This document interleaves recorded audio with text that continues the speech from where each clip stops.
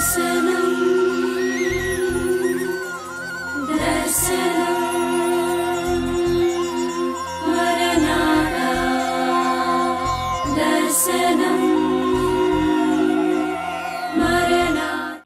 గారు రాసినటువంటి గలతీయులకు రాసిన పత్రిక 2వ అధ్యాయం.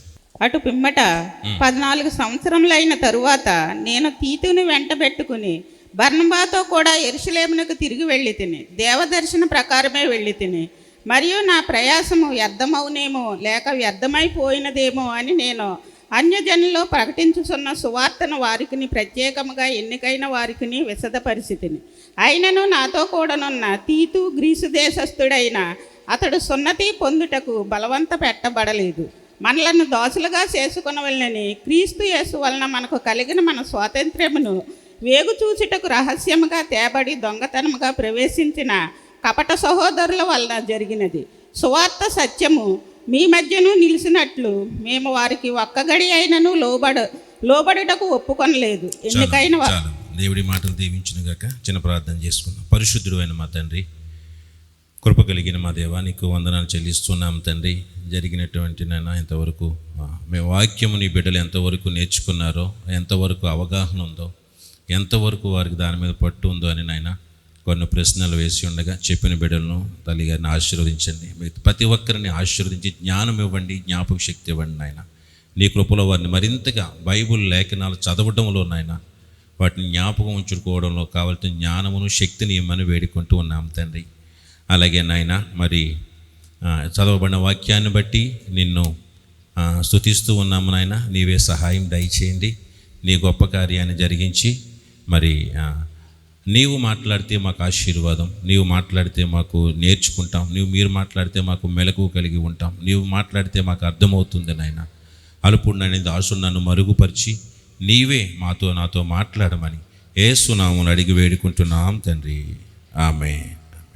సో ఇక్కడ మన అంతకుముందు వారం గలతీ పత్రికలో పౌలు గారి గురించి మనం చూసాం. పౌలు తనకు అందించబడిన సువార్త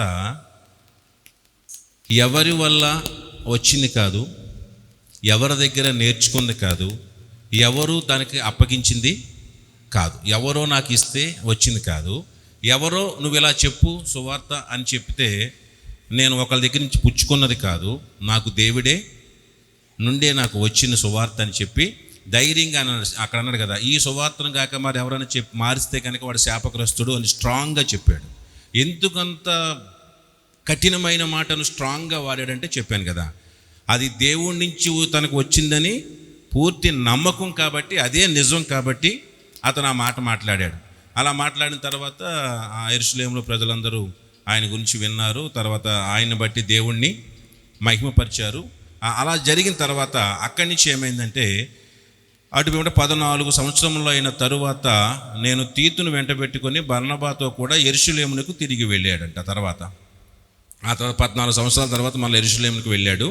వెళ్ళిన తర్వాత దైవ దర్శన ప్రకారమే వెళ్ళి తిని, మరియు నా ప్రయాసము వ్యర్థమవునేమో లేక వ్యర్థమైపోయినదేమో అని నేను అన్యజనులలో ప్రకటించుచున్న సువార్తను వారికిని ప్రత్యేకముగా ఎన్నికైన వారికిని విషదపరిచితిని. యెరూషలేముకు వచ్చిన తర్వాత అక్కడ ఉన్నటువంటి ప్రజలు, ఇంకా అక్కడ ఉన్న పెద్దలు, ఇంకా పేతురు గారు, యాకోబు గారు, ఇంకెవరైతే అపోస్తలులు ఉన్నారో వాళ్ళందరికీ కూడా అక్కడ వాళ్ళ దగ్గరికి వెళ్ళి ఆయన పడిన ప్రయాసం గురించి అన్యజనులలో ప్రకటించుచున్న సువార్తను వారికిని ప్రత్యేకంగా ఎన్నికైన వారికిని విషదపరిచి చెప్పుకొచ్చాడు. అక్కడ ఆయనను నాతో కూడానున్న తీతు గ్రీసు దేశస్థుడైనను అతడు సున్నతి పొందుటకు బలవంత పెట్టబడలేదు.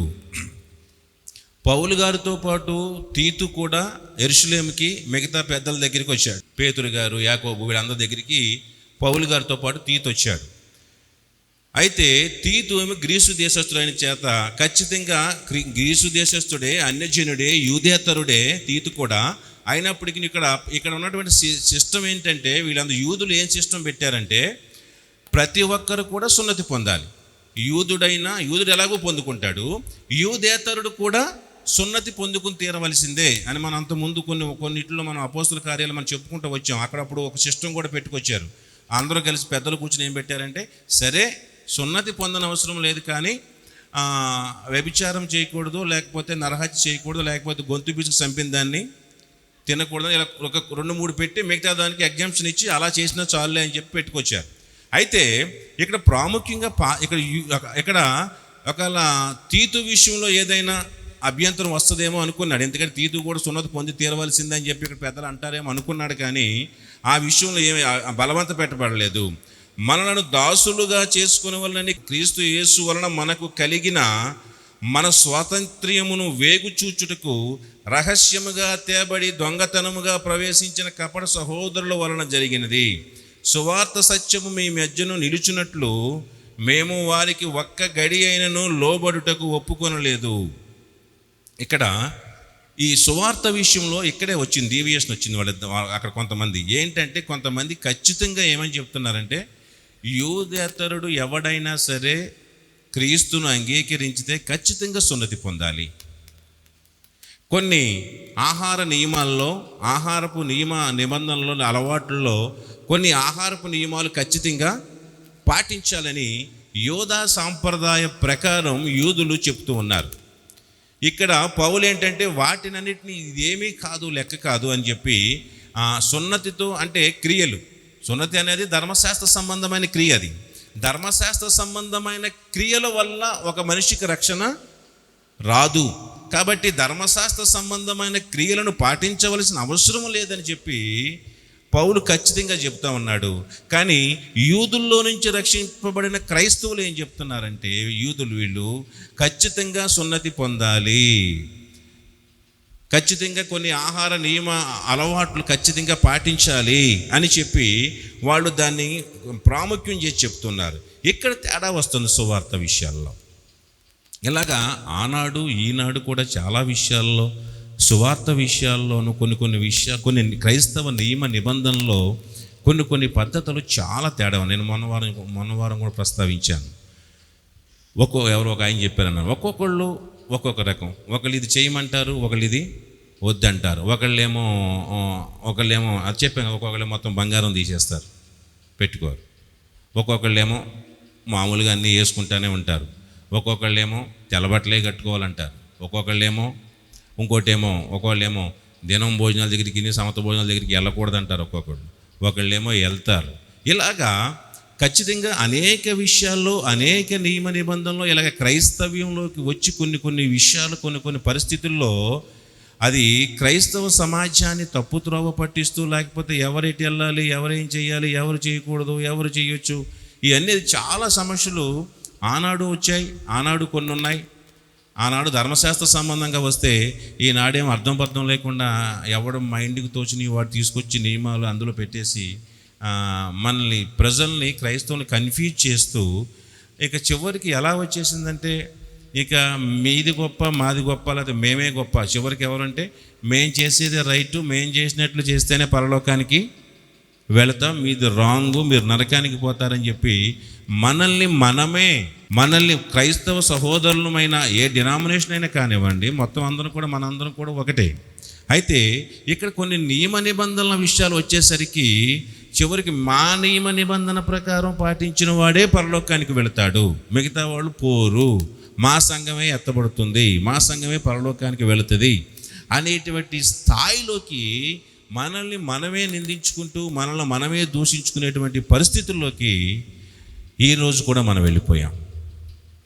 దానికి గల కారణం ఏంటంటే, ఇదిగో చాలామంది అబద్ధ బోధకులు, కొంతమంది ప్రజలకు ఈజీ అయిన వాటిని, ప్రజలకు తేలికైన విధంగా మీరు ఎలా పడితే అలా చేసుకోండి అని చెప్పి వదిలేసేవారు కొంతమంది ఖచ్చితంగా కొన్ని బైబిల్ ఆధారం లేకపోయినప్పటికీ, బైబిల్లో వాక్యానుసారంగా లేకపోతే లేఖనానుసారంగా అక్షరార్థముగా లేకపోయినప్పటికీ కొన్ని విషయాలు తీసుకొచ్చి ఇంప్లిమెంట్ చేశారు. కొన్ని పెద్దలు చేశారు, వాటిని ఫాలో అయ్యే వాళ్ళు కూడా ఉన్నారు.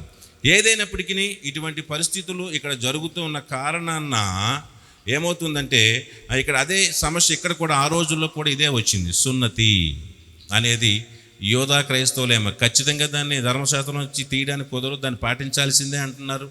అయితే ఇక్కడ పౌలు దాన్ని వాదిస్తూ ఉన్నాడు. ఎందుకంటే సున్నతి అనేది బాహ్య సంబంధమైన క్రియ.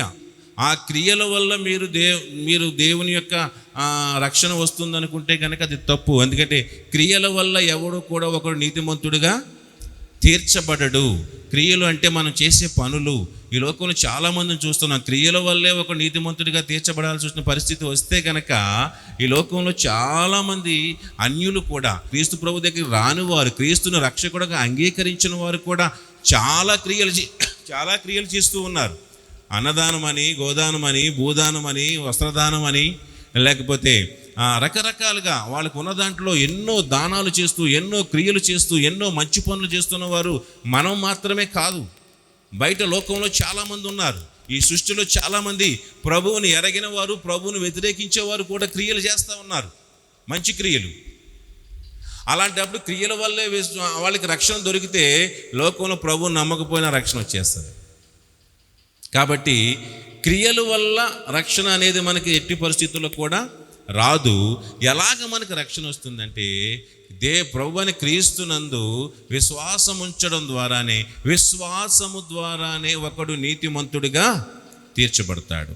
చాలా ఆ రోజుల్లో ఆ తర్వాత విషయంలో పౌలు గారి తర్వాత కాలంలో కూడా చాలా రకాలు వచ్చేసాయి. ప్రభువుని పరలోకానికి వెళ్ళాలంటే చాలా ఈజీ మార్గాలు కనిపెట్టేశారు. తెలుసా, మన ప్రజలకు ఎక్కువగా షార్ట్ కట్లు వెళ్ళిపోవడం అలవాటు కదా. ఏ రూట్లో వెళ్తే తొందరగా వెళ్ళిపోతాం, ఎటు వెళ్ళిపోతే త్వరగా చేరుకోవచ్చు, మనం బాగా రూట్లు ఎత్తుకుంటూ ఉంటాం. అలాగే భక్తులకు పరలోకానికి కూడా దారులు కనిపెట్టేశారు మనోళ్ళు. ఎలాగో తెలుసా, నువ్వు చచ్చిపోయిన తర్వాత నీ తర్వాత మీ వెనకాల చుట్టాలు అక్కడికి వెళ్ళి గుడిలోకి వెళ్ళి కొంత డబ్బులు కడితే నీ తరపున ప్రార్థన చేస్తారు వాళ్ళు. నీ తరపున ప్రార్థన చేస్తే అప్పుడు నిన్ను ఆ ప్రార్థన ఏం చేద్దంటే, నువ్వు ఎక్కడున్న జాయిగా మెల్లగా పరలోకంలో తీసుకెళ్ళిపోద్దని చెప్పి, పరగేటలో ఉంటే అక్కడికి తీసుకెళ్ళిపోద్దని చెప్పేసి అలా కూడా పెట్టారు. అలాగ డబ్బు కట్టేవారు. కొంతమంది ఏం చేసేవారంటే రక్షక రేకులను ఉండేవి. బిషపులు, పోపులు, వీళ్ళు ఏం చేశారంటే ఏ పోపు కాలం అది నాకు కరెక్ట్గా గుర్తులేదు కానీ ఇయర్ అనేది ఏ పోపు పేరు కూడాను. ఒక పోపు ఏం చేశారంటే కొన్ని రక్షక రేకులు అమ్మేవారు. అంటే ఒక రేకు ఉంటుంది, ఆ రేకు దీన్ని చేతికి కట్టుకుంటే ఆ రేకు కొనుక్కోవాలి. ఆ రేకు కొనుక్కుని చేతికి కట్టుకుంటే ఇంక వీడికి రక్షణ వచ్చేసినట్టే. ఈ రక్షించబడి అందుకే దాని పేరేంటే రక్షక రేకులు. ఇప్పుడు మనకి ఏది ఈజీగా ఉంటుంది? నువ్వు గుళ్ళోకి వచ్చి ప్రార్థన చేసి, నువ్వు మారు మనసు పొంది, నువ్వు పశ్చాత్తాపపడి, నీ పాపం కొరకు నువ్వు ఏడ్చి, నువ్వు కన్నీళ్లు గార్చి, నువ్వు పాపివని ఒప్పుకొని బాహాటంగా ప్రజలందరి మధ్యలో నేను క్రీస్తును అంగీకరించానని నువ్వు బాప్తీసం పొందుకుని ఇవన్నీ క్రీస్తుకు సాక్షిగా ఉండి ఇవన్నీ చేయడం ఈజీగా ఉందా? ఒక రక్షక రేకు కొనుక్కొని చేతికి కట్టుకుంటే ఈజీగా ఉందా? సో ప్రజలు దేన్ని యాక్సెప్ట్ చేస్తారు? దాన్నే యాక్సెప్ట్ చేస్తారు. మనకి ఏది ఈజీగా ఉంటే అది. ఆ తర్వాత నువ్వు బ్రతికినంతకాలం ఎలా బ్రతికేసినా అప్పుడు అనేవారు, అక్కడ ఆగిపోయింది అబ్బాయి, మరి మనోడు ఎక్కడ ఆగిపోయాడు? మధ్యలో ఆగిపోయాడు. సో ఇక్కడ ప్రార్థనలు చేయబడితే, ప్రార్థన చేస్తే కనుక ఎంత అమౌంట్ అని కడితే అది అక్కడి నుంచి వెళ్ళిపోతుంది, రిలీజ్ వచ్చేది అడిగని చెప్పేవారు. అది నమ్మి అది కూడా బాగుందిగా, బతికినంతకాలం ఎలాగైనా బతికేయచ్చు. ఆ తర్వాత కొంచెం డబ్బులు ఎట్టి అక్కడ కట్టేసి అక్కడ ప్రార్థన చేపిస్తే వెళ్ళిపోతాం.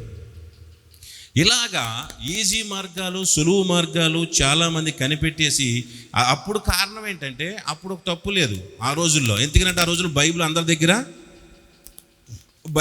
దగ్గర లేదు. అప్పుడు లేదు కాబట్టి ఒకటే బైబిల్ ఉండేది, పెద్ద బైబిల్ ఉండేది. అది లేకపోతే తాళప గ్రంథాలు, ఇవి పపరైస్ అని ఆ చెట్లు బెరళ్ళ మీద ఉండేవి. ఆ చెట్లు బెరళ్ళ మీద రాసేవారు బైబిల్. అప్పుడు రాయబడింది, మొదట్లో రాయబడినప్పుడు వాటిని పపరైస్ అంటారు. వాటిని చెట్లు బెరళ్ళ మీద రాసేవారు. వాటిని అవి అందరి దగ్గర లేవు కారణం చేత ఇక అది నా దగ్గరే ఉంది. ఇప్పుడు అందులో మీరు చదువుతారు లేదు, మీరు చూస్తారు. ఇప్పుడు నేనేం చెప్తే అదే రైట్. ఇంకా మీకు తెలియదు, మీరు చూడడానికి లేదు, చదవడానికి లేదు. ఇది తప్పు అని చెప్పడానికి కూడా ఆనాటి ప్రజలకు లేదు. వాళ్ళ ప్రజలను కూడా మనం ఆనాటి ప్రజలను తప్పుపట్టడానికి లేదు. ఆనాటి నాయకులను నిందించాలి తప్ప, ఆనాటి సేవకులను నిందించాలి తప్ప, ఆనాటి క్రైస్తవ నాయకులను నిందించాలి తప్ప ప్రజలను నిందించడానికి ఆ రోజు లేదు. ఎందుకంటే బైబిల్ వారి దగ్గర లేదు.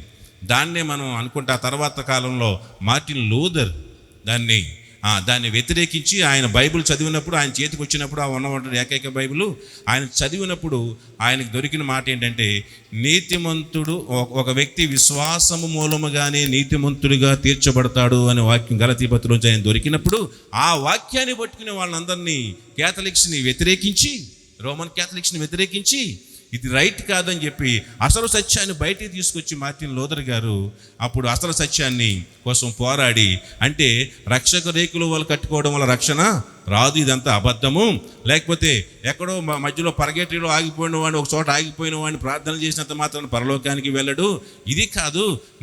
ఒక వ్యక్తి విశ్వాసము మూలముగానే, అంటే క్రీస్తు నా కొరకు వచ్చాడు. ఏంటి విశ్వాసము? ఏంటి? ఎవరి యందు విశ్వాసము? క్రీస్తు అందులో విశ్వాసము.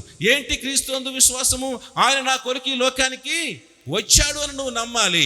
ఆయన వచ్చిన వాడు నా కొరకు ప్రాణం పెట్టాడు అని నమ్మాలి. నా కొరకు ప్రాణం పెట్టిన వాడు మరణించిన వాడు తిరిగి లేచాడు, సజీవుడిగా ఉన్నాడని నమ్మాలి. అది విశ్వాసము.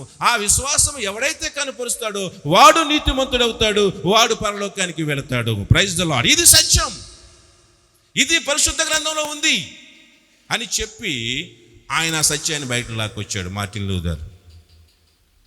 అయితే ఇలాగన ఆనాడేమో అలాగ మోసపోయాం, ఈనాడేమో బైబిల్ మన చేతుల్లో ఉన్నాయి, పరిశుద్ధ గ్రంథం ప్రతి మానవుడికి అందుబాటులో ఉంది, పరిశుద్ధ గ్రంథం కొదువలేదు, పరిశుద్ధ గ్రంథము అందనటువంటి పరిస్థితులు లేవు, అందరికీ పరిశుద్ధ గ్రంథాలు అందరి చేతుల్లో అందరి గృహాల్లో ఉన్నాయి. కానీ లోపం ఏంటి చెప్పనా? మనం చదవం. ఎందుకు ఈరోజు ఎవరు పడితే, ఎవరికి ఏది తెలిస్తే అది చెప్తే, ఎవరికి ఏది మాట్లాడితే దాని ప్రకారం మనం వెళ్ళిపోతా ఉన్నాం? మనకు తెలియదు. బైబిల్ మన చేతిలో ఉంది కానీ చదవం. వాళ్ళు చెప్పేది లేఖనానుసారమా కాదా, వాళ్ళు చెప్పేది నిజమా కాదా, ఆ బోధ రైటా కాదా అని చెప్పి మనకు తెలియదు. బైబిల్ చదివితే తెలుస్తుంది, బైబిల్ ధ్యానం చేస్తే అర్థమవుతుంది మనకి ఏది సత్యమో ఏది అసత్యమో, ఏది తప్పుడు బోధో ఏది నిజమైన బోధో. లేఖనాలు చదివి లేఖనానుసారంగా చెప్పబడుతుంది రైటా కాదా అని రెండింటిని మనం టాలీ చేసుకుంటే మనకు అర్థమవుతుంది ఏది నిజమో ఏది అబద్ధమో. అయితే ఇలాగున ఏదైనప్పటికీ క్రియలు సంబంధమైనవి, క్రియల వల్ల ఒక మనిషి నీతిమంతుడిగా తీర్చబడడు అనేది సత్యము అని మనం గుర్తించి, అపోస్తలుడైన పౌలు అదే అంటున్నాడు. ఇక్కడ ధర్మశాస్త్ర సంబంధమైన క్రియలు కేవలం జరిగించినంత మాత్రాన ఒక వ్యక్తి నీతిమంతుడు కాడు, అవి కాదు అని చెప్పి ఆయన పోరాడుతూ సువార్త సత్యము మీ మధ్యన నిలిచినట్లు మేము వారికి ఒక్క గడి అయినను లోబడుటకు ఒప్పుకొనలేదు. సువార్త సత్యం కొరకు మేము ఎవరికి లొంగిపోలేదు. వాళ్ళు చెప్పిన మాటలు, మిగతా వాళ్ళు చెప్పిన మాటలు, ఈ సున్నతి పొందుకోవాలన్న విషయం నేను ఏమాత్రం కూడా మేము లొంగలేదు, తల వంచలేదు. ఎందుకైనా లొంగలేదు? ఇది నిజం కాబట్టి మేము ఎట్టి పరిస్థితుల్లో దానికి తల వంచకుండా వాళ్ళు ఉన్నట్లుగా ఒక్క గడి అయినను లోబడ్డకు ఒప్పుకొనలేదు. అంటే రాజీ పడే ధోరణి పౌలు దగ్గర లేదు. ఏ విషయంలో రాజీ పడే ధోరణి లేదు. క్రైస్తవుడిగా రాజీ పడే ధోరణి ఉండాలి.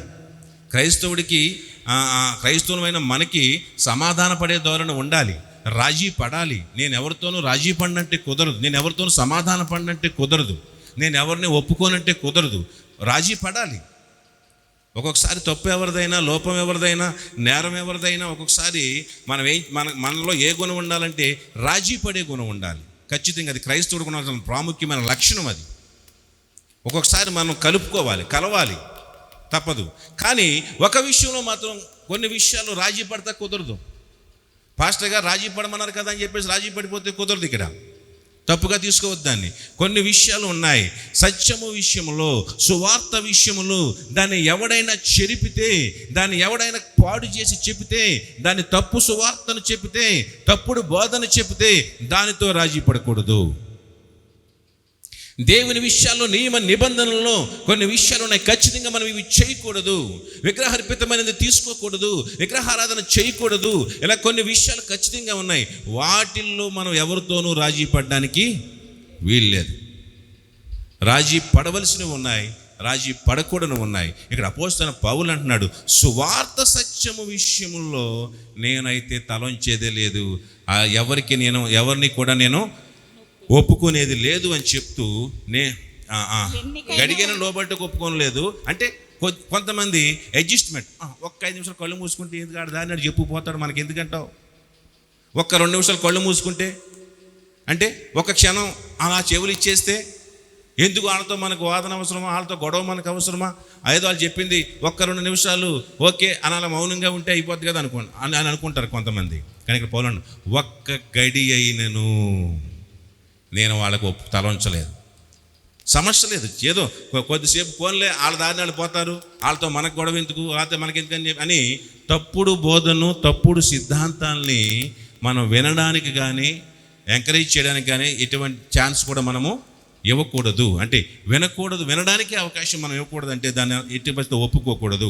ఎన్నికైన వారుగా ఎంచబడిన వారి యొద్ద నేనేమీ నేర్చుకునలేదు. అంటే నేను చెప్పేది, నేను నేర్చుకున్నది, నేను ప్రకటించేది ఒకళ్ళ దగ్గర కూర్చుని నేర్చుకున్నది కాదు. నేను ఎన్నికైబడిన వారంటే ఎవరు?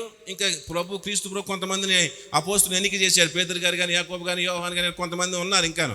అలాంటి వారి ఎన్నికైన వారి దగ్గర, పెద్దల దగ్గర కూర్చుని నేనేమి నేర్చుకున్నది కాదు ఈ వాక్యం. ఇది వాళ్ళ దగ్గర నేనేమీ నేర్చుకోనలేదు. అలాగే వారు ఎంతటి వారైనను నాకు లక్ష్యము లేదు. దేవుడి నరుని వేషము చూడడు. అంటే నేను చెప్పేటువంటి సువార్త నరుల దగ్గర కూర్చుని నేర్చుకున్నది కాదు. కాబట్టి నేను ఎవరికి తల వంచేది లేదు, ఎవరు చెప్పేదాన్ని నేను దాన్ని వినేది లేదు. ఎందుకంటే దేవుడు చెప్పినటువంటి విషయమే ఫైనల్. కాబట్టి నేను ఎవరి దగ్గరనూ నేర్చుకోలేదు. కాబట్టి వారు ఎంతటి వారైనను, దేని విషయంలో కూడా, సువార్త విషయంలో ఆయన బాగా పెద్ద అయినా ఆయనతో మనకెందుకులే, ఆయన చెప్పింది వినేద్దామని కూడా ఆయన ఎంత పెద్ద అయినా కానివ్వండి, అది సువార్త అసత్యం అనుకున్నప్పుడు, చెప్పబడుతున్న బోధ అసత్యం అనుకున్నప్పుడు దాన్ని ఖచ్చితంగా మనం ఏం చేయాలి, దాన్ని వ్యతిరేకించాలి. అంతే తప్ప అంత పెద్ద ఆయన మనకి ఎందుకులే, బాగా పెద్ద పాస్టర్ కదా, లేదా సంస్థకు అధికారి, లేదా ఆయన పెద్ద సంస్థకి నాయకుడు, అంత పెద్ద ఆయనతో మనకెందుకులే, రెండు మాటలు వినేసిపోతే మనకి ఎందుకంటామని చెప్పి అనుకోవడానికి అపోస్తలుల పనిని అలాగ ఒప్పుకోను. నేను ఎంతటి వారైనా నాకు లక్ష్యము లేదు. ఎందుకంటే దేవుడి నరుని వేషము చూడడు. ఆ ఎన్నికైన వారు నాకేమీ ఉపదేశించు. వారు ఎంత గొప్పవారైనా కానివ్వండి, నాకు ఉపదేశించింది వాళ్ళు కాదు. ఎన్నికైన వారు, పేరు ప్రఖ్యాతలు కలిగిన వారు నాకు ఉపదేశించిన వారు కాదు. కాబట్టి వాళ్ళు ఎంతటి వారైనప్పటికీ నాకు లక్ష్యం లేదు అని చెప్పి ఆయన మాట్లాడుతున్నట్లుగా మనం చూస్తూ ఉన్నాం. కాబట్టి ఎవరైనా సరే తనను కానీ, ఇతరులను కానీ, మనిషి అనేవాడు ఎవరిని కానీ గొప్ప చేయడం పౌలుకి ఇష్టం లేదు. హల్లెలూయా. తనకు తాను గొప్ప చేసుకోడు, అలాగే మిగతా వాళ్ళని కూడా ఎవరిని కూడా గొప్ప చేయడు. మనిషి అనేవాడిని ఎవరిని కూడా గొప్ప చేయడము పౌలుకి ఇష్టం లేదు. కాబట్టి ఈ విషయంలో మనుషులు బయటికి ఎలా కనిపిస్తున్నప్పటికీ వారికి ఉన్న గొప్ప ఆధిక్యతలు ఏమిటి, లేక వారికి ఉన్నటువంటి హోదాలు ఏమిటి, ఇతరుల దృష్టిలో వారు పరువు ప్రతిష్టలు ఏమిటి అన్నది అతనికి ముఖ్యం కాదు. వాళ్ళ హోదా పెద్దది, వాళ్ళ పరువు ప్రతిష్టలు పెద్దది, వాళ్ళ పెద్ద మినిస్ట్రీ, లేకపోతే వాళ్ళ పెద్ద సమాజం అని చెప్పి అటువంటి విషయాలు ఏమి ఆయనకి వాటితో పని లేదన్నట్లుగా ఉండేవాడు. క్రీస్తు తనకి వెల్లడి చేసిన నిజమైన సువార్తను వారు అంగీకరించారా లేదా అనేదే ఆయనకి ప్రాముఖ్యమైన విషయంగా ఎంచుకుంటాడు. యెరూషలేములోని క్రైస్తవ సంఘ నాయకులైన పేతురు, యాకోబు, యోహానులు శుభవార్త అర్థాన్ని గురించి తనతో ఏకీభవించారని ఆ తర్వాత చెప్తూ ఉన్నాడు. అక్కడ అని అంటాడు తర్వాత సున్నతి పొందిన వారికి బోధించుటకై సువార్త పేతురుకి ఎలాగో అప్పగింపబడినో అలాగా సున్నతి పొందని వారికి బోధించుటకై నాకు అప్పగింపబడేనని వారు చూచినప్పుడు, అనగా సున్నతి పొందిన వారికి అపోస్తలుడవుటకు పేతురునకు సామర్థ్యము కలుగజేసిన వాడే అన్యజనులకు అపోస్తలుడవుటకు నాకును సామర్థ్యము కలుగజేసనని వారు గ్రహించినప్పుడు, స్తంభములుగా ఎంచబడి యాకోబు, కేఫా, యోహాను అని వారు నాకు అనుగ్రహింపబడిన కృపను కనుగొని, మేము అన్యజనులకును తాము సున్నతి పొందిన వారికి అపోస్తలులుగా ఉండవలేనని చెప్పి తమతో పాలివారు మనగుటకు సూచనగా నాకును బర్నబకును కుడి చేతిని ఇచ్చిరి. చాలమ్మ. చివరికి మిగతా పెద్దలు పేతురు, యోహాను, యాకోబులు కూడా ఒప్పుకున్నారు. వాళ్ళు ఏంటంటే, సరే నీవు అన్యజనులకు అపోస్తులుగాను, మేము యూదులకు అపోస్తులుగాను ఉంటున్నామని చెప్పి వాళ్ళు ఉండాలని చెప్పి తమతో పాలివారు సూచనగా వారందరూ ఇద్దరు చేతులు కలుపుకున్నట్లుగా అక్కడ చివరికి వారు కూడా పౌలు గారి యొక్క దాన్ని ఏకీభవించి పేతురు, యోహాను, యాకోబులు కూడా నా కుడి చేతిని ఇచ్చారంటే, కుడి చేతితో నాకు అంటే సమ్మతిని తెలిపినట్లుగా ఆ కుడి చేతిని ఆయన చేతుల్లో పెట్టి వారు సమ్మతి తెలిపారు. అయితే ఇక్కడ మరొక సంఘటన ఏంటంటే, అక్కడ వరకు అలా ఉంటే కేఫా అంతియొకయుకు వచ్చినప్పుడు అతడు అపరాధిగా తీర్చబడెను గనుక నేను ముఖాముఖిగా అతను ఎదిరించి తిని, ఏలయనగా యాకోబు నొద్ద నుండి కొందరు రాకమునుపు అతడు అన్యజనులతో భోజనం చేయించుండెను. కానీ వారు రాగానే సున్నతి పొందిన వారికి భయపడి వెనుక తీసి వేరైపోయాను. ఇక్కడ పేతురు గారు కూడా ఒక సమస్యను ఎన్నుకొని ఎదుర్కోవాల్సి వచ్చింది. పేతురు గారు ఒక సమస్యలో అపరాధిగా ఎంచబడినట్లుగా ఇక్కడ పౌలు దృష్టిలో ఆయన చెప్తున్నాడు. పేతురు అపరాధిగా తీర్చబడిన గనుక ఆయనతో ముఖాముఖిగా అతను ఎదిరించాడు. ఎందుకు పేతురు అపరాధి అయ్యాడు, ఏ విషయంలో పేతురు అపరాధిగా నిలబడ్డాడని అంటే కనుక ఇక్కడ పేతురు చేసిన తప్పును గ్రహించడకు ఆ కాలంలో ఒక వాడుకుండేది. ఏం వాడికంటే అది సంఘములో చేరిన వారందరూ కూడా, సంఘం అంతా కూడా కలిసి, సంఘస్థులు ಎಲ್ಲರೂ కూడి సమిష్టి భోజనం చేయటం అనేది ఒక పద్ధతి ఉండేది అక్కడ. ఏంటి అది? సమిష్టి భోజనం. ప్రజలందరూ కలిసి చేరి, సంఘంలో ఎవరైతే చేర్చబడ్డారో, ఎవరైతే క్రైస్తవులుగా సంఘానికి వచ్చారో వీళ్ళందరూ కలిసి సమిష్టి భోజనం చేసేవారు. ఆ సమిష్టి భోజనం దీన్నే గ్రీకులో అగాపే అనేవారు. అగాపే ఫెస్ట్, లేకపోతే అగాపే లవ్ అని కూడా అనేవారు. అంటే ఈ అగాపే అనేది ఏంటంటే దీనిని ప్రేమ విందు అంటారు. మనం అంటాం కదా, ఈరోజు ప్రేమ విందు ఉంది అందరికీ ఆకరణ అని చెప్పి. ఆ టైంలో అలాగే దాన్ని ఆనాడు సంఘంలో కూడుకున్న వారందరూ కూడా కలిసి సమిష్టిగా భోజనం ఏర్పాటు చేసుకునేవారు. ఎలాగంటే